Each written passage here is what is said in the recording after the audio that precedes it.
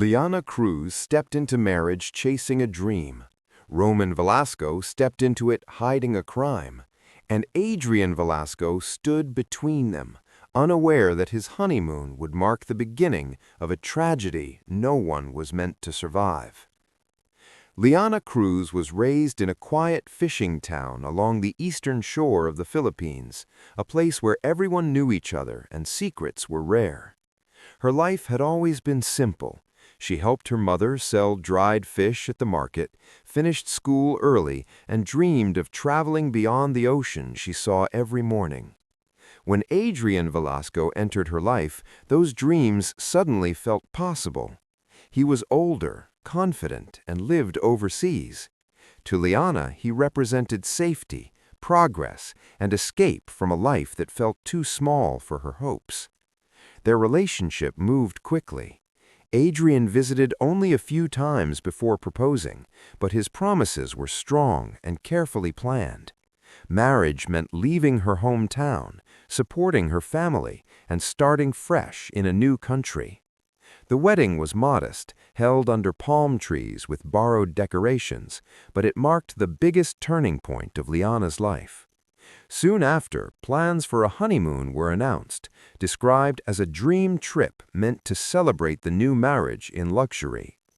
The honeymoon destination was a private island resort far from the mainland, surrounded by clear water and thick forest. It was not Adrian who planned the trip, but his father, Roman Velasco. Roman was a powerful businessman known for controlling every detail of his family's life. He was a widower who rarely showed emotion and believed loyalty was more important than love. His decision to pay for the honeymoon surprised many, but no one questioned him. From the moment they arrived, the trip felt different from what Liyana expected. The resort was beautiful but isolated.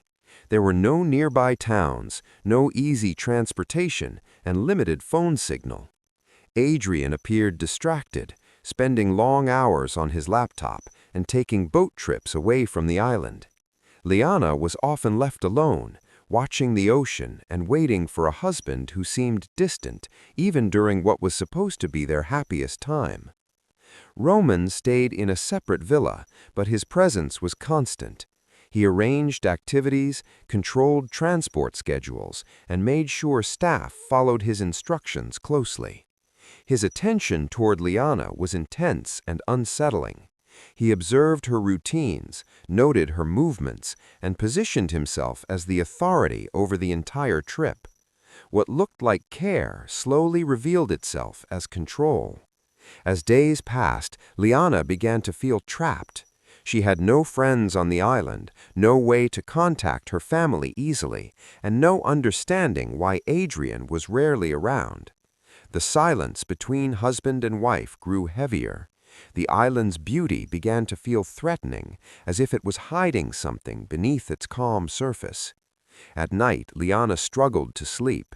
The sound of waves no longer felt peaceful. She sensed that boundaries were shifting, though she could not fully explain how or why. Roman's influence seemed to grow stronger as Adrian faded into the background. The honeymoon no longer felt like a celebration, but like a test she did not know she was taking.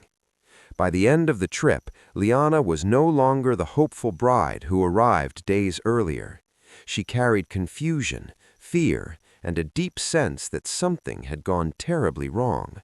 The island that was meant to mark the start of a joyful marriage instead became the place where everything began to fall apart, though the true consequences were still waiting in silence. After the first week of the trip, Adrian's absences became longer and more frequent. He left the island early in the mornings and returned late at night, often exhausted and distant. Liyana stopped asking where he went because his answers were always vague and rushed. She felt like a guest in her own marriage, sharing a room with someone who no longer noticed her presence. The loneliness pressed on her heavily, made worse by the silence of the island and the endless stretch of water surrounding it. Roman filled that empty space with calculated precision. He began organizing meals, walks, and schedules that placed Liyana under his supervision. Resort staff followed his instructions without question. Transportation, activities, and even room services required his approval. Liyana realized she had lost control over even the smallest parts of her day. What once seemed like generosity now felt like a cage built from luxury. Roman's attention grew more personal. He watched her closely, commenting on her habits, her health, and her emotions. He positioned himself as the only person who truly understood the family's expectations. He spoke often about loyalty, responsibility, and gratitude, reminding Liyana that everything she had now came from the Velasco name. The message was clear, even without words. She owed them everything. The isolation made Liyana vulnerable. With no one to turn to and no way to leave, her sense of right and wrong blurred under constant pressure. She felt confused, ashamed, and trapped in a situation she did not have the power to escape. The island, once beautiful, now felt like a place where rules did not exist and consequences were easily hidden. When the trip ended, Liyana returned home feeling disconnected from her own body and mind. Adrian resumed his routine as if nothing had changed, focused on work and family matters. Roman remained close, maintaining control through financial support and constant involvement. Liyana tried to bury the memories of the honeymoon, convincing herself that silence was safer than truth. Weeks passed, and her health began to change. Fatigue set in, followed by nausea and dizziness. At first, she blamed stress and the adjustment to married life. But when medical tests confirmed she was pregnant, fear replaced confusion. The dates did not align with reality. Adrian had barely been present during the critical time. She studied calendars, travel dates, and medical reports repeatedly, hoping for a mistake. There was none. The truth surfaced slowly and painfully. The child growing inside her could not belong to her husband. The realization crushed her, filling her with guilt she did not deserve and terror she could not explain. Roman reacted quickly when he learned of the pregnancy. He controlled the narrative before Liyana could speak. Doctors were chosen, appointments arranged, and announcements planned. Adrian accepted the news with cautious happiness, unaware of the deeper truth. Roman praised Liyana publicly, presenting her as the future mother of the family's legacy. Inside, Liyana was breaking. She lived with a secret that threatened to destroy everything. Fear kept her silent. Roman's power felt endless, reaching into legal systems, finances, and immigration status. She understood that exposing the truth could cost her freedom, safety, and life. The hidden sin of the honeymoon now lived within her, growing each day. Liyana realized she was no longer just a victim of circumstance, but a prisoner of silence. The pregnancy was proof of something deeply wrong, yet the world around her celebrated it as a blessing. What began on a remote island as an unspoken crime had now followed her home, quietly shaping a tragedy that was still unfolding. As Liyana's pregnancy progressed, the world around her began to feel carefully staged. Every step of her life appeared guided by unseen hands, always pushing her in directions she did not choose. Roman increased his involvement, presenting himself as a protector while quietly tightening his control. He handled medical arrangements, transportation, and legal paperwork with unsettling efficiency. Nothing related to the pregnancy happened without his approval. Doctors were changed without explanation. Medical files were transferred, then partially rewritten. Appointment dates shifted, and test results were summarized verbally instead of being handed over. Liyana noticed details disappearing, but questioning them only led to more restrictions. Her phone access became limited, and her movements were closely observed. What looked like concern from the outside felt like surveillance from within. Adrian remained unaware. He trusted his father completely and believed the family support was a blessing. His work consumed most of his attention, leaving little space to notice Liyana's growing anxiety. The emotional distance between them widened, and Liyana felt invisible in her own home. She carried a truth too dangerous to speak and too heavy to hold alone. Night after night, fear kept her awake. She replayed the honeymoon in her mind, searching for clarity, hoping memory itself might deny reality. But the physical evidence growing inside her body refused to be ignored. The pregnancy advanced normally, and with each passing week, the secret became harder to hide from herself. Roman's behavior shifted subtly. He became more assertive, more demanding, and less careful about appearances when alone with Liyana. His authority was no longer hidden behind polite gestures. He spoke through actions, using financial dependence and legal pressure as silent warnings. Liyana understood that her safety depended on obedience. Desperation pushed her toward a risk she never thought she would take. During a routine checkup, she quietly preserved copies of medical data before records could be altered again. She collected dates, samples, and test identifiers, hiding them carefully. Each step felt dangerous, but silence felt worse. With the help of an anonymous clinic operating independently, Liyana arranged a private DNA test. The process was slow and nerve-wracking. She lived in constant fear of discovery, checking her surroundings obsessively and erasing digital traces whenever possible. Every day felt like borrowed time. When the results arrived, they confirmed what she already knew. The biological match excluded Adrian completely.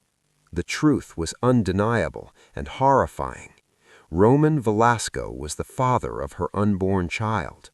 The paper in her hands felt heavier than stone. It was proof of a crime that no one was meant to uncover. Before Liyana could act, the evidence began to vanish. The clinic reported data loss, digital backups failed, paper copies disappeared from her belongings. Someone had anticipated her move. Roman's reach was faster and deeper than she imagined. The pressure intensified. Legal discussions about inheritance and family legacy surfaced unexpectedly. Immigration paperwork was revised, placing Liyana's residency status at risk. She understood the message clearly. Her silence was the price of survival. The walls closed in as Roman prepared for every possible outcome. He positioned himself as the center of the family, shaping public perception and controlling private reality. Adrian remained protected from the truth, shielded by lies that were layered carefully over time. Liyana realized the truth alone was not enough. Power could erase facts, and influence could rewrite reality. She was trapped in a system designed to protect the guilty and sacrifice the powerless. The secret she carried was no longer just about the past. It had become a threat to her future, and the danger surrounding it was growing closer each day. The night everything collapsed arrived without warning. Adrian was found dead in the apartment they shared, his body discovered in a pool of blood before sunrise. The attack was brutal and sudden, leaving no clear sign of struggle beyond overturned furniture and shattered glass. News of his death spread quickly, and shock turned into suspicion within hours. The police treated the scene as a crime of passion, focusing immediately on the person closest to him. Liyana was found inside the apartment, barely conscious and covered in blood that was not hers alone. Her injuries were visible, but they were dismissed as secondary details. The story formed quickly in the minds of investigators. A troubled marriage, a pregnancy, and a violent argument became the official explanation. Liyana was taken into custody before she fully understood what had happened. Roman acted fast. He arrived at the scene presenting grief, authority, and cooperation. He offered access to lawyers, arranged statements, and guided the narrative with careful precision. Evidence collection was rushed. Certain areas of the apartment were cleaned before full forensic work could be completed. Key timelines were adjusted subtly, and gaps were filled with assumptions that pointed in only one direction. Liyana tried to explain what she knew, but her words carried no weight. The DNA evidence she once held was gone. Her claims sounded unbelievable without proof. Roman's influence shaped every step of the investigation. Witness statements were vague, surveillance footage was missing, phone records were incomplete. Each missing piece weakened her defense further. Media coverage turned relentless. Headlines painted her as unstable and ungrateful. Her pregnancy was framed as a motive, her silence as guilt. Roman appeared in public as a grieving father, promising justice for his son. His reputation shielded him completely, while Liyana became a symbol of betrayal and violence. In detention, Liyana's health deteriorated rapidly. Stress, fear, and physical trauma overwhelmed her body. Medical care was delayed, and her condition worsened. Eventually, she lost the unborn child. The loss passed quietly through the system, recorded as a complication rather than a tragedy. For Liyana, it marked the final destruction of everything she had left. The trial moved quickly. Roman funded a powerful legal team that presented a clean, simple story. Liyana's past was examined and criticized, while Roman's actions were never questioned. The absence of evidence became proof of guilt instead of a sign of interference. Her immigration status limited her options, and public opinion had already decided her fate. When the verdict was delivered, there was no surprise. Liyana was sentenced to life in prison. Roman stood in the courtroom with a controlled expression, his role as victim firmly established. The case was closed, and the truth was sealed away behind legal finality. Years passed inside prison walls.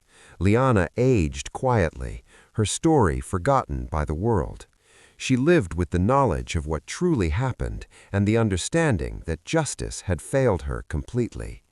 The system had worked exactly as it was designed to, protecting power and punishing silence. Outside, Roman continued his life untouched. He expanded his business, controlled the family legacy, and ensured no one revisited the past. Adrian's death was remembered as a tragedy caused by a broken marriage, not as the final act of a far deeper crime. The blood spilled that night did more than end a life. It erased the truth, secured Roman's control, and locked Liyana into a punishment meant to hide a secret too dangerous to expose. What the world believed was justice was, in reality, the final success of a carefully planned cover-up. Time moved differently for Liyana inside prison. Years blurred together, measured only by routine and memory. She learned to survive by staying invisible, keeping her story locked away because repeating it only reopened wounds no one wanted to hear. The world outside continued without her, and the case that destroyed her life faded into the past. Justice, it seemed, had chosen silence over truth. Everything changed when Roman Velasco died unexpectedly. His death did not make headlines at first, but it set unseen events into motion.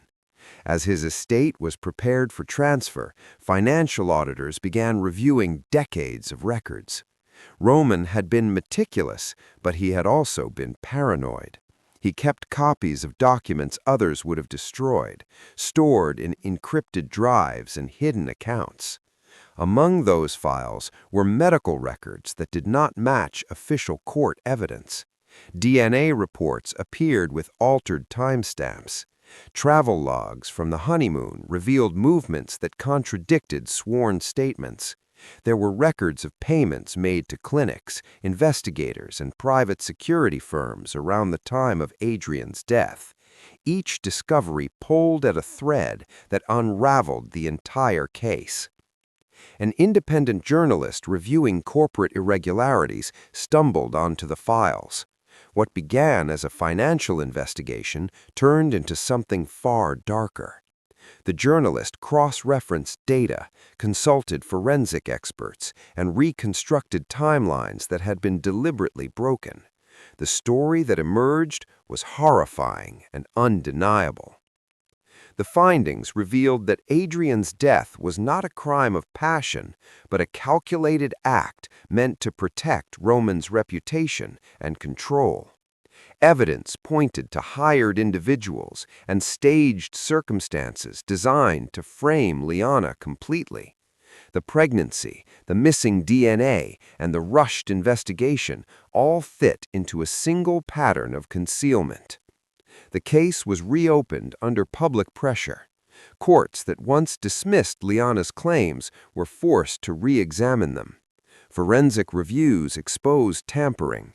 Witnesses recanted statements after financial ties were uncovered.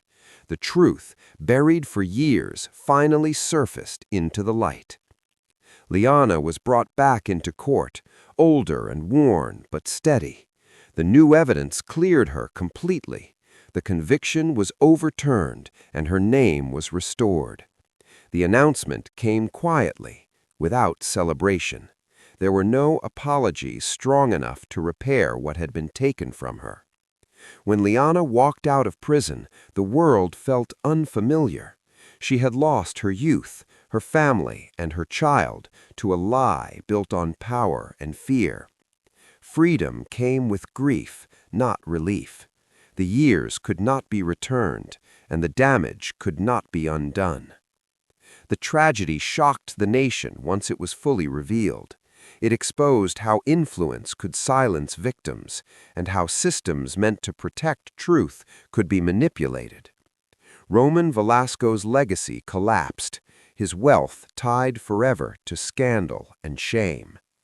Liyana chose not to seek revenge or attention. She disappeared from public life, carrying her story privately. What mattered was that the truth existed, even if it came too late to save her from suffering. The tragedy ended not with justice, but with understanding. Blood, lies, and silence had shaped every outcome. In the end, the truth survived, even if it arrived long after innocence was destroyed. Liyana's life after freedom unfolded slowly, shaped by caution and quiet resilience. She avoided cities where her name was recognized and chose places where no one knew her past. The outside world felt overwhelming, filled with choices she had not made in years. Simple decisions, like where to walk or when to sleep, carried a weight she was unprepared for. Freedom required learning how to live again. The compensation offered by the courts was modest and symbolic. It could not replace time, health, or family. Liyana accepted it without expectation, using the funds to secure a small home far from public attention. She lived simply, keeping routines that gave her stability. Silence became her shield, not out of fear, but out of control. This time, it was her choice. Public interest faded as quickly as it had surged. New scandals replaced old ones. Roman Velasco's name became a cautionary reference in legal studies and investigative journalism, but the focus shifted away from the human cost. Adrian was remembered briefly, often without context. Liyana's suffering was summarized in headlines, never fully understood. In private moments, the past returned uninvited. Dreams replayed fragments of the island, the apartment, the prison years. Healing did not arrive as relief, but as endurance. She learned that survival was not about forgetting, but about carrying truth without letting it define every breath. Occasionally, journalists tried to find her. Some wanted redemption stories, others wanted shock. She declined all requests. Her story had already been taken, reshaped, and sold once before. She refused to let it happen again. The truth existed in court records and evidence. She did not owe anyone more than that. Liyana began volunteering quietly, helping women navigate legal systems that often failed them. She never shared her full history, only enough to guide and support. Her presence offered understanding without explanation. In helping others avoid silence, she slowly reclaimed pieces of herself that had been taken. Years passed. The world changed. Laws tightened around evidence handling, oversight, and victim protection, influenced in part by cases like hers. Progress was slow, imperfect, and incomplete, but it existed. Liyana watched these changes from a distance, knowing reform came too late for her, but possibly in time for someone else. She never remarried and never sought to rebuild what was lost. Some losses, she understood, were permanent. Instead, she built something different, a life defined by quiet truth, not public validation. Strength did not mean moving on, it meant standing still without breaking. On certain days, she returned to the ocean, not the island of her past, but quieter shores where memory softened. The water reminded her that time moved forward, no matter how heavy the past felt. Waves erased footprints, but not existence. Liyana Cruz became someone the world would never fully know, and that was her victory. She was no longer a headline, a suspect, or a symbol. She was simply alive, carrying truth without fear of being erased again. The tragedy had begun with silence and power. It ended not with punishment, but with survival. And in that survival, the final truth remained clear. Justice delayed can never heal the damage, but truth, once revealed, can still prevent it from being repeated. Long after public attention faded, the consequences of the case continued to move quietly through institutions and lives touched by it. Universities studied the investigation failures as examples of how influence could bend systems. Training programs used reconstructed timelines to teach investigators what manipulation looked like in practice. None of this was visible to Liyana, yet it existed because her suffering had exposed a weakness too large to ignore. The island resort where everything began changed ownership and name. Old staff left, records were replaced, and the past was never mentioned in brochures. Tourists arrived, unaware of what had happened there years earlier. Places, like people, learned how to hide history beneath new layers. The world moved forward easily, while the weight of memory stayed unevenly distributed. Adrian's extended family fractured after Roman's death. Legal battles over inheritance revealed more secrets, each one smaller than the last, but damaging enough to break trust. Relationships built on silence collapsed when silence no longer served a purpose. The Velasco name lost its authority, becoming a reminder of how power could rot from the inside. Liyana remained distant from all of it. She followed developments only when they appeared unavoidable, reading summaries without emotion.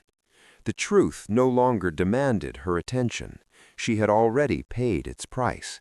What remained was learning how to live without waiting for the past to change. Her days settled into steady patterns: morning walks, simple meals, quiet evenings. Stability came not from happiness, but from predictability. Some wounds did not close, but they stopped bleeding. She accepted that healing was not a destination, but a condition she managed daily. There were moments when anger surfaced unexpectedly, not loud or explosive, but sharp and sudden. Anger at time lost, at choices stolen, at a body that carried stress long after danger passed. She allowed these moments without judgment. Suppressing them felt too similar to the silence that once destroyed her. As years passed, people she helped through her quiet volunteer work moved on. Some escaped abusive situations, some won legal battles, some simply felt believed for the first time. Liyana never followed their outcomes closely. Knowing she had interrupted silence, even briefly, was enough. The story of the case slowly shifted from tragedy to warning. It became less about shock and more about responsibility. Systems were reminded that truth required protection, not convenience. Power faced more resistance than before, though never enough. Still, it was something. Liyana aged naturally, without fear of being watched. Her name appeared occasionally in footnotes and reports, always detached, always factual. She no longer felt erased by that distance. It gave her space to exist without being defined by harm. On the anniversary of her release, she visited the ocean again, not to remember, but to measure time. The water looked the same, yet everything else had changed. She stood there briefly, then left without ceremony. Closure did not require rituals, it required acceptance. The final legacy of the tragedy was not justice in the traditional sense. No punishment balanced the loss. No ruling restored what was taken. What remained was awareness, imperfect and late, but real. The truth survived attempts to erase it, and in doing so, weakened the power that once depended on silence. Liyana Cruz lived the rest of her life outside the story that once consumed her. She carried it quietly, without letting it decide who she was allowed to become. The tragedy ended where it could not be exploited anymore, not in headlines or courts, but in the simple fact that she remained unbroken.